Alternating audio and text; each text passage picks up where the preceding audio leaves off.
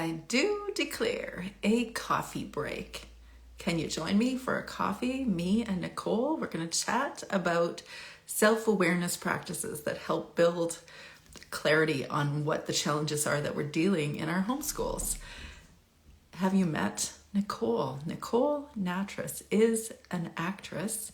She is a homeschool mom and an author, a counselor, a playwright, a screenwriter, and generally of all sorts. You can see she is a very occupied, very busy lady. So are you there, Nicolle? Let's see. Great.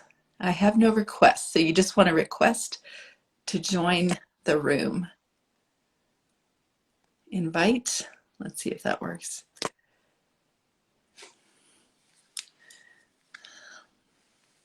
So I do definitely want to know, what do you do for quiet time or time just for you? I can see that you also have a journaling book designed for moms that need self-care. What a coincidence. And you are most welcome to ask Nicolle whatever questions you'd like to.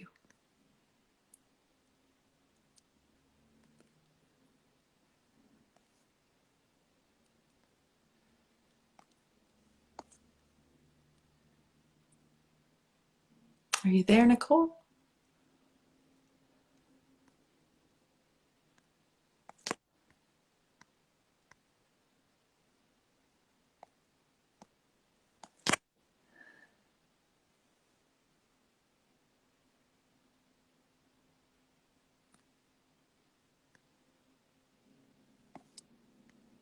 You know what's funny? You're Can you? alive. Hi. I know it's only working on my phone though. Yeah, it does. It There I doesn't am. work on your iPhone or your computer. It doesn't do that for some reason. Nice to see you. You Sorry did about it. that. Don't be sorry. I don't know about you, but I've had issues with Wi-Fi all day. Oh, really? Yeah, I have not been on Wi-Fi all day. that would be nice and not my typical experience. That's nice. So tell me about you. Okay, so if everybody hasn't met you already, I was just introducing you saying, you're doing a couple things. You've got a few things going on. So I do, but these days I'm simplifying. Simplifying, oh, okay, tell me more. right?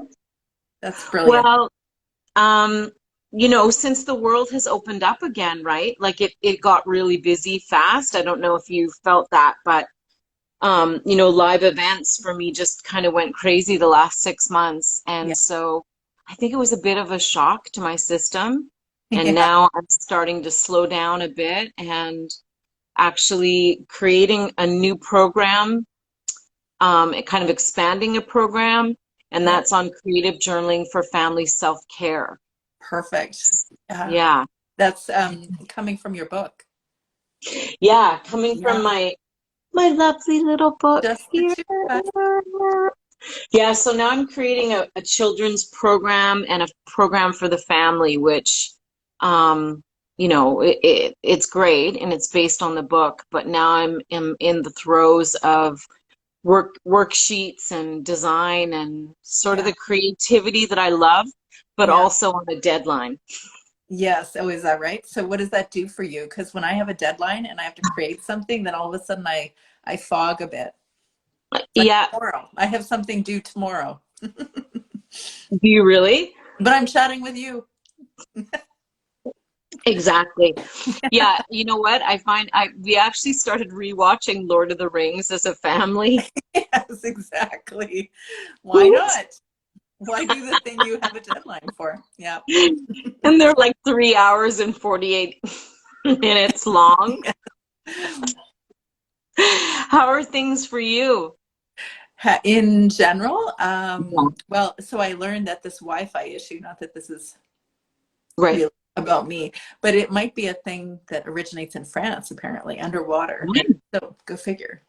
Wow. Cool.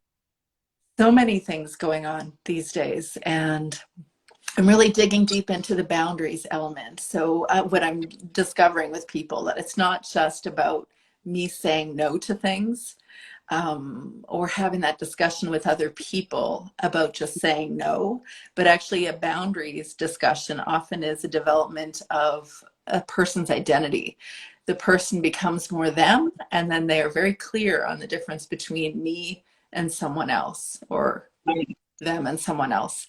So there's a development of identity, there's that boundary.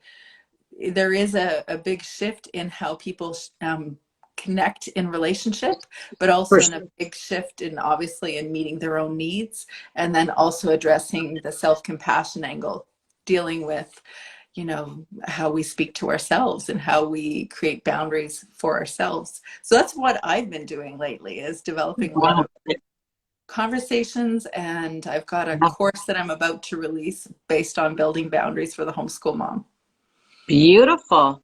I Yeah, love that. You know, also with boundaries, when you talk about that, right? Like we touch on that piece of codependence yeah, where when we set a boundary, it is actually like you say, I love that. It's about knowing who we are, and it's like embodying that identity piece yeah, so that we are strong enough to say, you know, yeah, no, this is my boundary. This is what I value. This is what I'm holding on to. And that to me is really healthy you, me, right? There's yeah, you, there's me, and then there's we. There's yeah. us together It's in relationship. challenging. Yeah. Yeah, that's challenging right there. That being fully you and being with someone, enabling them to be fully them, Yeah, which I've learned is that a big couple words called self-differentiation, but that word, that yeah. concept is a challenge to actually live out day to day, but Yeah, it's because the also goal. what if you don't agree, Yeah, it happens. If two people right? really think what they think and they actually own what they think, Yeah. then it'll be a guarantee. Yeah. And it's like that compromise piece then, right? Then it becomes like a negotiation piece, you know, of, well, if I do this, then can you do this? And like that to me can actually Can build be. respect. Hmm. Like it can build a real sense of respect, right? Because, and integrity. So I You know, think but boundaries really build on that, right? in the relationship, or you mean owning who you really are? Both. Yeah. You know, when I was thinking right off the top, for me, this is my story, and I know this for other people, that the idea that, but people might not like me if I assert my boundary, or they might not approve of me if I really show up authentically as who I am. And I know that that was a giant leap for me. Hmm. There was, let me just say, it wasn't working the other direction to pretend to be somebody I wasn't. Yeah. It didn't feel affirming and real either. So I thought, okay, well, what do I have to lose? I might as well own who I am. But it felt very risky. And yet, when I did, I discovered that actually people will always not like you. Nobody likes everybody. You But know, you might as well be fully you. And then the people that do like you know, they actually like you because you know that you are fully being you, and yeah, they there's they an like you. authenticity. There's like an authenticity there. Then there's like a reciprocal exchange in a way of authenticity, whereas you can't have that with someone if you're not showing up to be who you are because or setting those boundaries that show who you are, Yeah. right? It's interesting though about the risk. It is a risk to show up Hmm. as who we are, I think. And, you know, I was just talking about risk because, you know, as an entrepreneur, we Hmm. risk. As homeschool parents, there's a risk there, certainly, that we're, you know, kind of going out on our own. You know, we're Yeah. risking that. What are people thinking? Hmm. All of that stuff.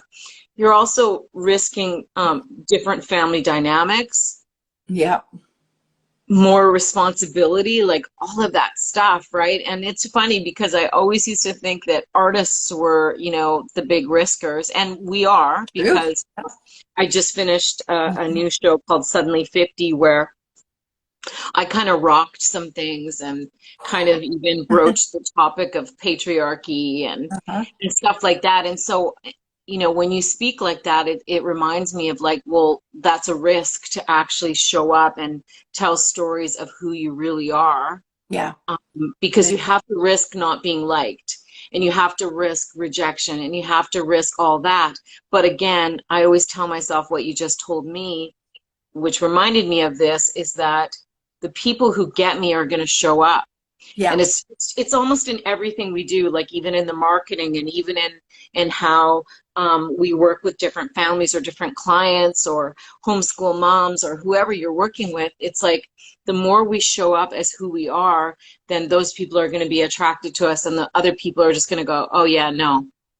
Yeah, and the beauty of it, I learned in taking that risk, is that I was always putting this persona out here, and it wasn't malevolent. Like, I wasn't doing it out of a bad heart in Well, of doing it. course, I was being self-protective, and I assumed that if I show this thing that everybody thinks is the right thing, then they will all like me. And I remember someone very important to me that said, I don't understand why people don't like me. I'm nice. I'm a nice person. And I said, because some people don't like nice people.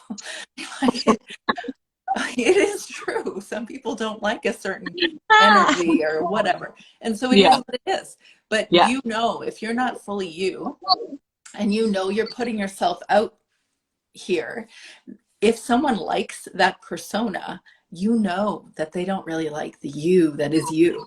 You yeah, know that they like the pretend you. So yeah, what's the point? And it might as well be you. yeah. Might as well be you. And really, we only get one chance at it, right? Doctor's always like, this is not a dress rehearsal. Right, Yeah. right. And I'm thinking, as an actress, or when you've done your acting, you probably get to put on different personas, which is kind of fun. Well, I used to, but Yeah. now when I do my work, I'm actually me. So I come out, and that was actually really cool, where I came out, in all of my work as this is authentically who I am. So I'm kind of challenging things in that I'm not putting on any personas. And when I come out and they introduce the show, I come out and I say, hi, my name is Nicolle Nattrass. I'm here tonight. I'm going to do a show for 60 minutes about my life. I love Boom. There's something that. really terrifying Yeah. about it, and Yeah. something Yeah. completely liberating about it. Mhm. And that's not to say that everything in my show is real or truthful, because I want to be honoring of the boundaries of other people that I'm talking about, Right.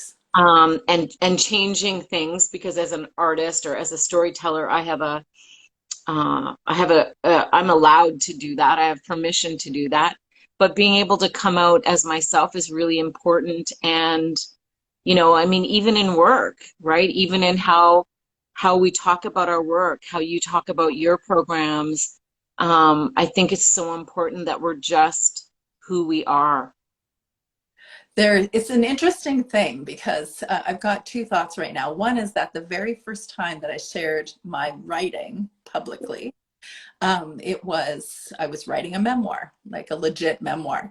And I was writing about one of the hardest memories that I have as a teenager. And I knew that it sounded fantastical. If you'd listen to it, you probably go, huh, really wild. What a story, jaw dropping. But that's not really your story, right? Yeah, it is. But these people didn't know. And I was scared spitless to share it with people. And For so sure. then I didn't say it was true or not true. I just shared it. And I felt like my body just turned inside out. Like, I just revealed this big, huge thing. They heard it. And then there was quiet. And then the interaction began. And the 6 or 8 women said, that just doesn't sound real. It sounds kind of like you need to add this element to make it sound like it would be a real thing. And I was like, wait, what? they they didn't see it as something that could have Yeah. happened in my real life. But all of a sudden I realized, oh, it doesn't really matter how people Hmm. perceive it. It just is what it is. And, Hmm. and yet that was the beginning for me to actually truly own the story that is my real story. And very Hmm. freeing at the same time, just like you said. There is that, I have that, I don't know if barrier, but I'm trying to be careful to respect the people that are also involved in that story. For sure. You know what's funny is that most of the time, the real things that I write about in my shows, people don't believe, and the unreal things that I'm just fabricating and making up, they're like, "That really happened to you, right?" Yes. No, Isn't that funny? no. That is funny. Yeah, it is funny, and journaling is a big part of creativity for me, and Mhm. being able to write my show starts with showing up at the page and um, just getting it down of what's going on.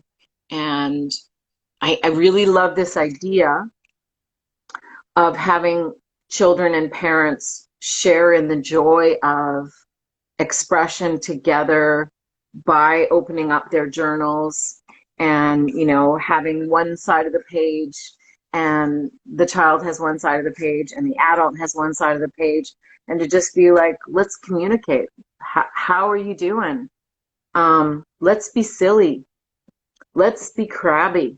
Yeah. Let's, right? I just finished finding this really cool word search generator where you can make your own word search. So you put Yeah. in all the words that you want and you just make them up.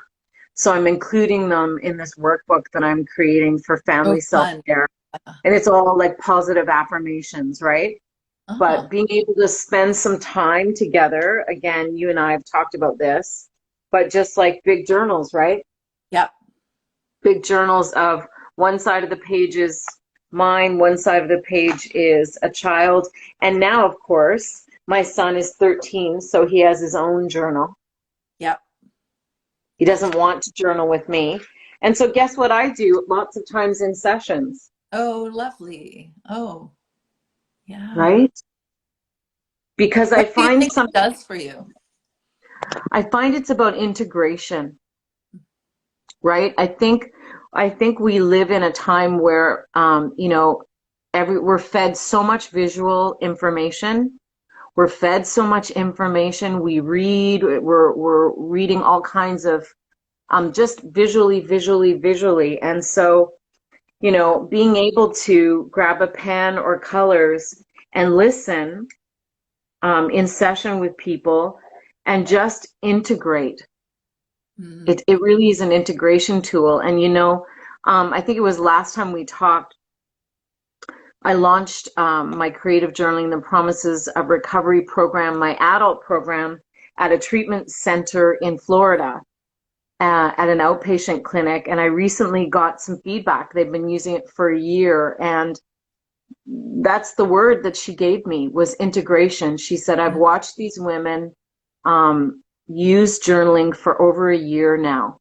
Yeah. And she said the difference in when they weren't using it was there wasn't an integration. It was like, when you're in school and you just hear the teacher, Charlie Brown, like, Yep. I remember. That is dating us. Yes.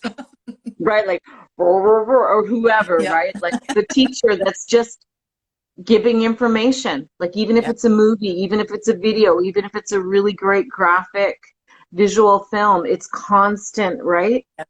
And what happens when we do this is we're integrating it. And so she said the women are able to take in the information of their program, which is recovery from Yeah. addiction and trauma, and then they're integrating it with their journal and writing about it. And they get to be the ones to have their own insight, Yeah. have their own process, have Mm-hmm. their own awareness, right? Of the meaning of it. For me, the journaling was a saving grace. No one, back in the late 70s was explaining to me in my grade school class that this would be a really great way for you to process what's going on at home.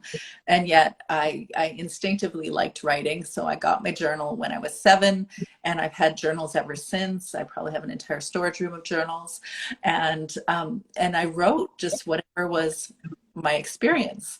And as time went by, I really was creating meaning out of it. And so when you refer to integration, for me, that was like I was coming to understand what the themes were, or what I was really thinking, feeling, experiencing. Yeah, and like what are you grappling with? Yeah. Like that's the whole thing. I love the meaning piece because I think we can be fed all the information in the world. I mean, there's a million webinars, there's a million Hmm. programs that we're constantly being bombarded to sell or Yeah. to buy or Yeah. sell. Hmm. And that what happens when we don't have the process time or the integration time is that we're not making meaning of things. That's right. Like, what does this mean to me? It's what do I think it should mean to me? Or right, then we get into the Yes. people pleasing thing. Hmm. Should I do this? Will people like me? Hmm. I see our teenagers and kids faced with that all the time. Hmm. Okay. Tell me how. Well, just like, what will people think of me, right? If I like Oh, this, if I play this video game, if I do this, if I make this choice, if I wear this shirt, if I yeah. post this, like it's all about other centered, Hmm. external. And I'm like, how do we shift the focus back to what's the meaning for you? That's It's right. That is so right. That actually, I was going through that boundary class or that course that I have because I was engaging someone on the discussion on boundaries. And the three prongs that I've noticed, mostly when we talk about boundaries, people think, oh, that means I have to tell someone no, or I yeah. can't do something. But it's just, to me, it's one entry element to boundary discussion. Yes, it's about other people and how there's a difference between you and them and where you end and where they begin. Hmm. But it's also about, are you addressing your needs? And then that element that you're speaking to is actually your relationship to yourself. And maybe Hmm. 5 years ago, 10, no, that's not true. 17 years ago, where I thought that was super flaky. Like, I can't talk about that. That sounds goofy to talk about your relationship with yourself. But actually, that's the core jumping off point in how you relate to everyone else. And Hmm. so this is the most important discussion when you're talking about identity formation or becoming stronger or becoming more you. Hmm. I Also love the that. most challenging one to grapple with in my experience. The one that's the hardest clarity on. That's why there's benefit to coaching actually, but Yeah, for sure. I mean, that's why there's always benefit to like having that network where you can trust folks and bounce things off of with coaching too. I think the identity formation, I love that word.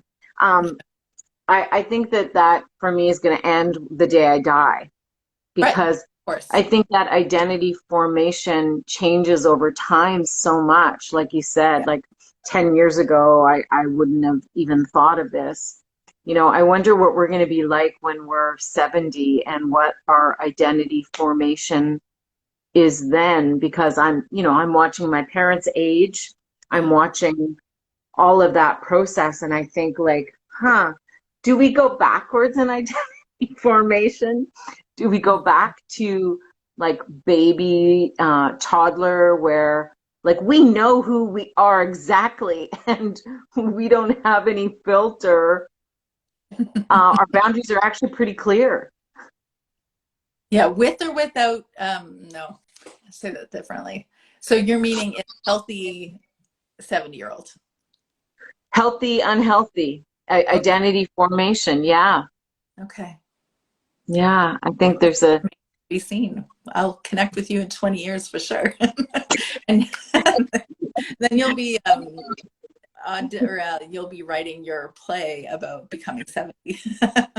yeah, well, we were saying a friend of mine was saying like I could start my own the joke in the play is that Suddenly 50 is like the ultimate marathon Netflix series, right? So and the show is actually structured in 10 episodes like a Netflix series. So I was saying I could do Suddenly 60, Suddenly 70, Suddenly 80. The only thing is I think at 80 doing a 60-minute live performance, you never know. Yeah. But No. Hard to know. I used to, when I was homeschooling my kids in the early days, I'd go to the YMCA and I'd bring my kids to that area in the back where they would look after your kids, which was pretty cool. And there was the most fit person I ever saw. He had to be at least 80 or something. And I was like, wow, I'm like 30 and I do not look like that. So who knows? We'll see. exactly. But Yeah, he also wasn't parenting and homeschooling and yeah, that's true. doing that whole thing, right? And Yeah. how's the homeschooling going for you right now? Right now, very differently. This is the first year where my youngest is also 13, and so he's in an apprenticeship type program. So it's actually a huge transition year for me. I see all Wow. the school families online, and I go, "Oh, I want to be there again. I guess I'll have to have another baby." No, I won't. Yeah. It's a big transition year, and I feel like my transitioning started when our oldest turned about 14, and everything seems like different year every single year. Yeah. Yeah. How about you? Well, 13, my son, I have one, which Yeah. sometimes feels like four, but he is doing grade eight. And so he's doing actually an outdoor Oh, nice. classroom from Yeah. 10 to 2, 1 day a week. Yeah. And then he's doing an in classroom from 10 to 2, 1 day a week. And then the rest is online. So it Yeah. is the ultimate hybrid, right?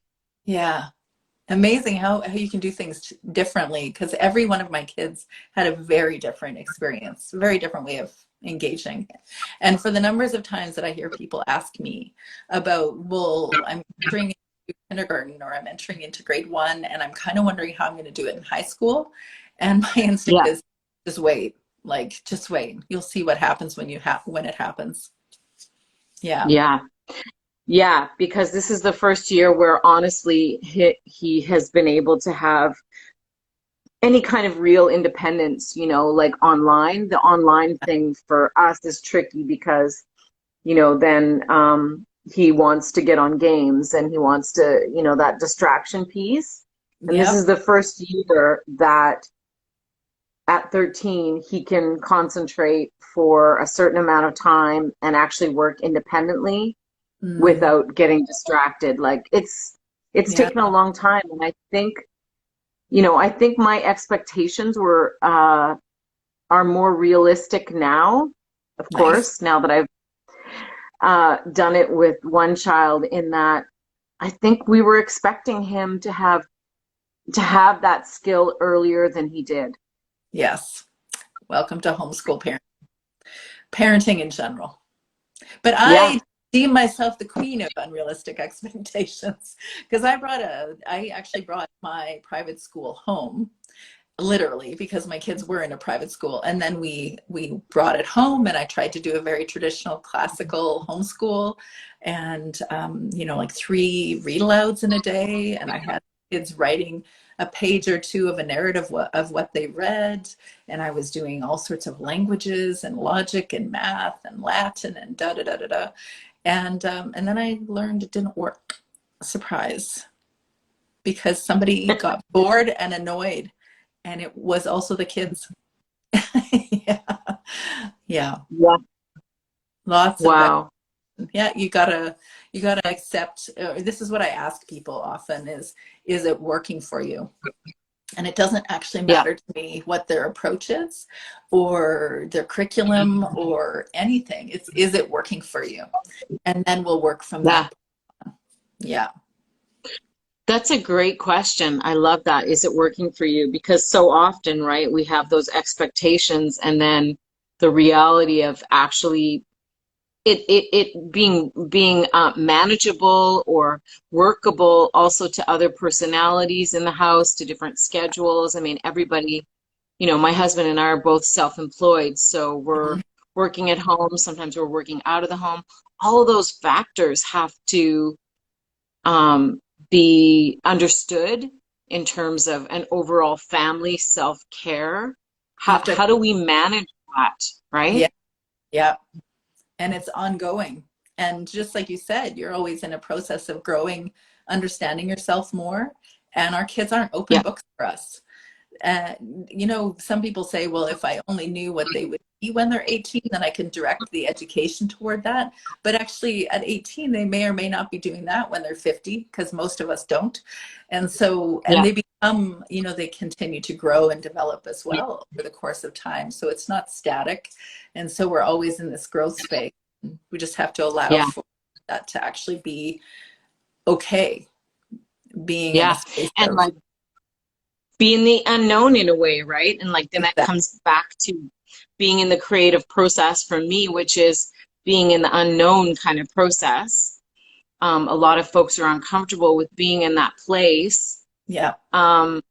But even the expectation of, you know, you have a child and you think, well, this is what type of child we're going to have. And this is, you know, and one of my friends who's the Yeah. helping professional counselor says, you know, you're so creative and artistic. Your son's probably just going to want to be a mechanic or an Yeah. accountant or something, you know, um, completely different from me, right? That's the wild card of having children. We don't know.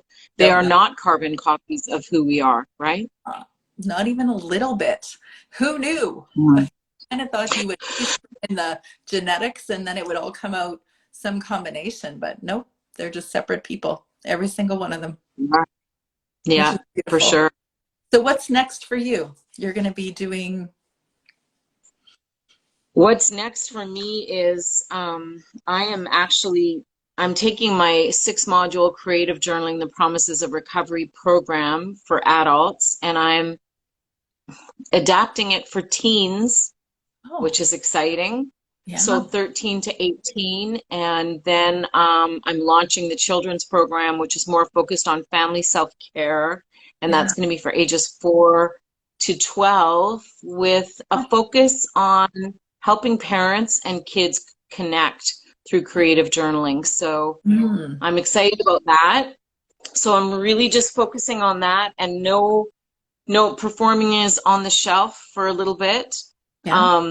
You know, I've got feelers out for my show with different theater companies across Canada. I'd love to come to the US, and we'll see what happens there. But my main focus really is continuing to adapt the program. And I'm so grateful to the US because for my program, it's like Canada has some catching up to do, and I've been so supported through US treatment centers and through West Care in particular. I just feel really lucky. I feel really, Yeah. really blessed, Yeah. and that there's a real open-mindedness and